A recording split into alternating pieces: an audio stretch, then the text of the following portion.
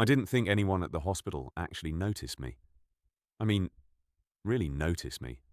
I was just another nurse doing 12-hour shifts in the emergency department, blending into the chaos of beeping monitors and frantic codes and families crying in waiting rooms. I kept my head down, did my job, went home. That was the routine. That was safe. Then Mason started working nights. He transferred from the cardiac unit in September, and I remember the first time I saw him at the nurses' station, leaning against the counter with this easy confidence that made my stomach do something weird. He was tall, with dark hair that was always slightly messy by hour 3 of the shift, and he had these hands that I noticed immediately, which was strange because I'd never been the kind of person who noticed hands. But his were careful and steady when he worked, the kind of hands you'd trust. I'm getting ahead of myself. I'm Cameron, by the way, 28 years old, been a nurse for 5 years, and I'd spent most of those years being invisible. It wasn't that I was shy exactly. I could handle a trauma, could talk to patients, could advocate for what someone needed. But with other staff, with people I worked alongside, I just never knew what to say. Small talk felt like a foreign language I'd never quite learned. Mason didn't seem to have that problem. Within a week, everyone loved him. He remembered names, asked people about their kids, brought in coffee for the whole team on particularly brutal shifts. He was one of those people who made everything feel lighter just by being around. And he was always around me. At first, I thought it was coincidence. We both worked the overnight shift, 11 to 7, so obviously we'd cross paths. But then I started noticing things. How he'd gravitate toward whatever room I was in. How he'd offer to help me with transfers even when he had his own patients. How he'd catch my eye across the department and smile. Just this small quirk of his lips that made my chest feel tight. I told myself I was imagining it. Mason was friendly with everyone. That's just who he was. The thing about 12-hour shifts is that you don't always have time to eat. You grab something when you can, wolf it down in the break room if you're lucky, or you just keep going on coffee and adrenaline. I'd gotten used to it over the years. Some nights I'd pack a lunch and never touch it. The hunger became just another sensation to ignore, like tired feet or the ache in my lower back. It was a Tuesday in October when Mason first said something. We were restocking the supply room together around 2 in the morning, that dead zone where the drunks had been treated and released, and the early morning heart attacks hadn't started yet. I was on the stepladder, reaching for boxes of gauze on the top shelf, when I got dizzy. Just for a second, just long enough that I swayed and had to grab the shelf. Mason's hands were on my waist immediately, steadying me. Even through my scrubs, I could feel the warmth of them. "Are you okay?" His voice was close, concerned. "I'm fine." Just stood up too fast. I climbed down, very aware that he hadn't let go yet. When I turned around, we were inches apart in the narrow space between shelves. "When did you last eat?" he asked. "I don't know. I had breakfast yesterday morning, I think." Cameron. The way he said my name made something flutter in my chest. That was over 18 hours ago. I'm used to it. It's fine. He looked at me for a long moment and I couldn't read his expression. Then he stepped back, and I could breathe again. "Wait here," he said, and left. I stood there in the supply room, my heart doing things that had nothing to do with low blood sugar. When he came back 5 minutes later, he was carrying a protein bar and a bottle of orange juice. "From my stash in my locker," he explained. "Eat." "You don't have to." "I know I don't have to." "Eat anyway." There was something about the way he said it, firm but gentle, that made me obey. I opened the protein bar and took a bite. He watched me with his arms crossed, leaning against the doorframe. "Why don't you take breaks?" he asked. I shrugged. Too busy, usually. Everyone's too busy. You still have to eat. I'll try to remember that. I'll remind you. And he did. The next shift, he appeared in my patient bay at midnight with a granola bar. The shift after that, he brought 2 sandwiches from the deli down the street and wouldn't let me refuse half of one. It became a pattern. Mason made sure I ate. I didn't know what to do with that, with someone paying attention. The thing is, I'd known I was gay since high school. I'd even dated a little in college, though nothing serious. But I'd never told anyone at work. It wasn't that I thought they'd be horrible about it, exactly. The hospital had non-discrimination policies and diversity training and all that. But healthcare still had its pockets of conservatism, and I'd heard enough casual comments over the years to keep that part of myself locked away during work hours. So when I started having feelings for Mason, real feelings that went beyond appreciation for his kindness, I shoved them down hard. He was straight, obviously. He was just a nice guy who didn't want his coworker passing out from hypoglycemia. That was all. Except he kept doing things that made it hard to maintain that narrative. Like the night in late October when I came in for my shift and found out I'd been assigned to the critical care bay, which meant I'd probably have the sickest patients all night. I must have made a face when I saw the assignment board because Mason appeared at my elbow. "You okay?" "Yeah, just, it's going to be one of those nights. Want me to see if I can switch with you?" "No, I'll be fine. I'm good with critical patients. I just have to get my head in the game." He studied my face for a moment. "You know what you need?" "What?" He grinned. "You'll see." 2 hours later, things had gotten predictably insane. I had a guy in respiratory distress in bed 1, a possible stroke in bed 2, and a trauma on the way. I was in the middle of hanging a bag of medication when Mason stuck his head in. "Break room. 5 minutes. Don't argue. I can't. I already talked to Sarah. She's covering for 5 minutes. Go." I went, mostly because I was too tired to argue. When I got to the break room, there was a cup of coffee waiting on the table, made exactly how I liked it, with too much cream and 1 sugar. Next to it was a chocolate chip cookie from the Good Bakery 3 blocks away. I sat down heavily and picked up the coffee. It was perfect. The cookie was still warm. Mason came in a minute later and sat across from me. He had his own coffee, black, and he wrapped his hands around the cup. "Better?" he asked. "How did you know my coffee order?" I pay attention. Those 3 words hit me harder than they should have. I pay attention. When was the last time anyone had paid attention to me? To what I liked, what I needed, how I took my coffee? "Thank you," I said quietly. "For this. For everything, really. You've been really kind." "It's not kindness, Cameron."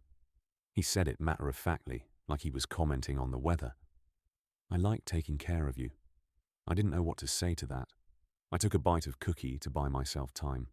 It melted on my tongue. Chocolate and butter and sugar. We sat there in the break room, in the fluorescent lighting that made everyone look half dead, drinking coffee at 3 in the morning.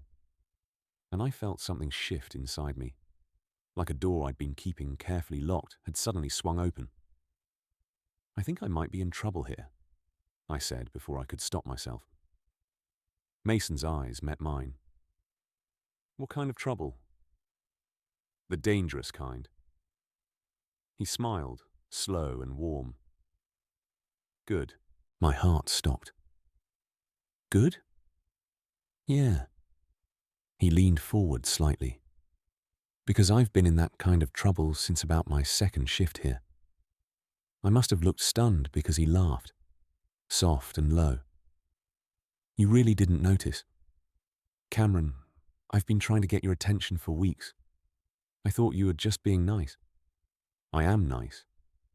But I'm also completely gone for you." The world tilted. "You are? So gone." He reached across the table and brushed his fingers against mine. Just the lightest touch. But it sent electricity up my arm. "I've been trying to figure out if you might feel the same way." but you're hard to read. I feel the same way. The words came out rushed, tumbling over each other. I felt the same way for weeks. I just didn't think... I didn't know if I was into guys. Yeah, very into guys. Specifically into one guy who doesn't eat enough and works too hard and has this little crease between his eyebrows when he's concentrating that makes me want to kiss it. Oh, it was all I could manage. He turned his hand over, palm up, an invitation. I put my hand in his. His fingers closed around mine, warm and sure. So, he said, what do we do about this? I don't know. I've never done this before. Dating someone from work. Me neither. We'll figure it out. We sat there holding hands across the break room table, and I felt like I was standing on the edge of something vast and terrifying and wonderful. Sarah stuck her head in. Sorry to interrupt, but your trauma's here, Cameron. We pulled our hands back, both of us grinning like idiots. Reality crashed back in. Right. Work. But as we headed back to the department, Mason caught my wrist gently. After shift, he asked, can we talk more? I nodded. Yeah, I'd like that. The rest of the shift passed in a blur. I took care of my trauma patient, a motorcycle accident with a shattered femur and possible internal bleeding. I got him stabilized and up to surgery. I checked on my other patients, gave medications, charted everything. And through it all, I was aware of Mason in a way I'd never been before. Aware of him moving through the department. Aware of the sound of his voice at the nurse's station. Aware of the moments when our eyes would meet across the chaos and he'd smile. 7 a.m. came eventually, the way it always does. I gave report to the day shift nurse, grabbed my bag from my locker, and found Mason waiting by the staff exit. Coffee? He asked. I've had so much coffee tonight. Food then. Actual food. Breakfast food. You really are determined to make sure I eat. Someone has to. We ended up at a 24-hour diner, 6 blocks from the hospital, the kind of place with cracked vinyl booths and laminated menus, and the best pancakes in the city. We were both still in our scrubs. My hair was a mess, and I probably had that post-shift look, exhausted and wired at the same time. Mason looked unfairly good. We ordered too much food. Pancakes and eggs and bacon and hash browns and more coffee, even though we definitely didn't need it. And then we just talked. He told me about growing up in Colorado, about coming out to his family when he was 21, about his last relationship that had ended a year ago. I told him about my small-town upbringing, about nursing school, about being so deep in the closet at work that sometimes I forgot what it felt like, to be honest. You don't have to hide with me, he said. Obviously. I know. It's just habit now. We can go at whatever pace you need. I'm not going anywhere. The sun was fully up by the time we left the diner. We stood on the sidewalk, both of us swaying slightly from exhaustion. I should get home, I said. Sleep. Yeah, me too. He hesitated, then reached out and tucked a strand of hair behind my ear. Can I take you to dinner? Like actual dinner, not post-shift delirium breakfast? I'd really like that. Tomorrow night? Well, tonight, technically, since we're off tonight. Tonight works. He smiled.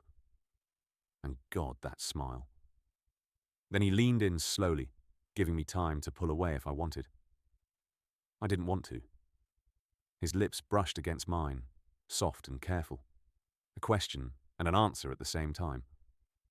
When we pulled apart, I was definitely grinning like an idiot again. Get some sleep, Cameron, he said. You too. I watched him walk to his car, and I felt lighter than I had in years. Like something I'd been carrying had finally been set down. That night, he picked me up at 7. He'd made reservations at this Italian place downtown, the kind with candles on the tables and wine lists I couldn't decipher. I'd stressed about what to wear for an hour before settling on dark jeans and a button-down that my sister had bought me last Christmas. "You look great," Mason said when I opened the door, and the way he looked at me made me believe it. Dinner was perfect. We talked more. Easier now. Learning each other. He told me about his terrible cooking skills and his collection of houseplants that he named after his favorite patients. I told him about my obsession with true crime podcasts and how I stress-baked cookies at 3 a.m. sometimes. "I want to know everything about you," he said over tiramisu we were sharing. "Every weird habit and random thought and thing that makes you you. That might take a while.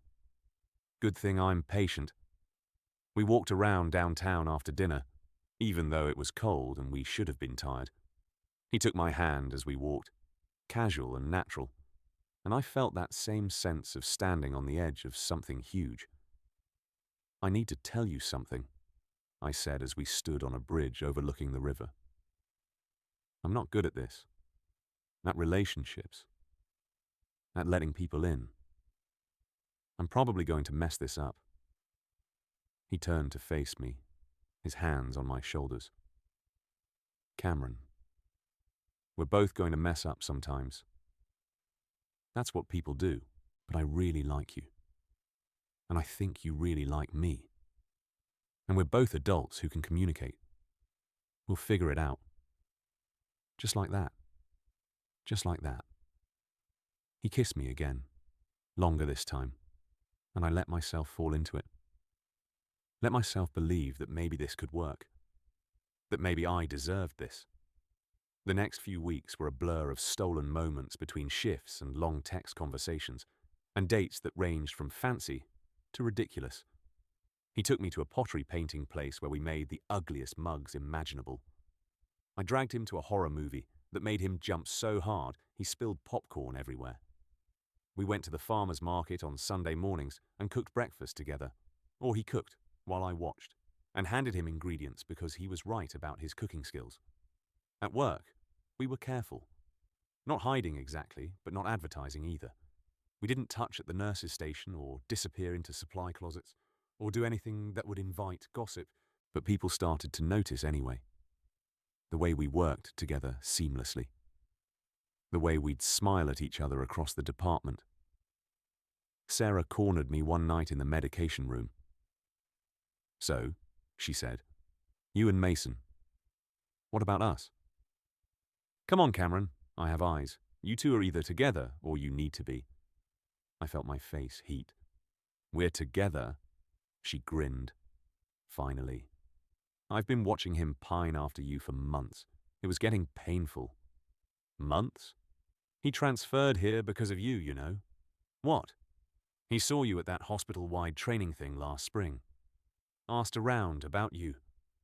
When a position opened up in the ED, he jumped on it. I had no idea. Because you're oblivious. But you're happy." "Yeah. I'm really happy." "Good. You deserve it."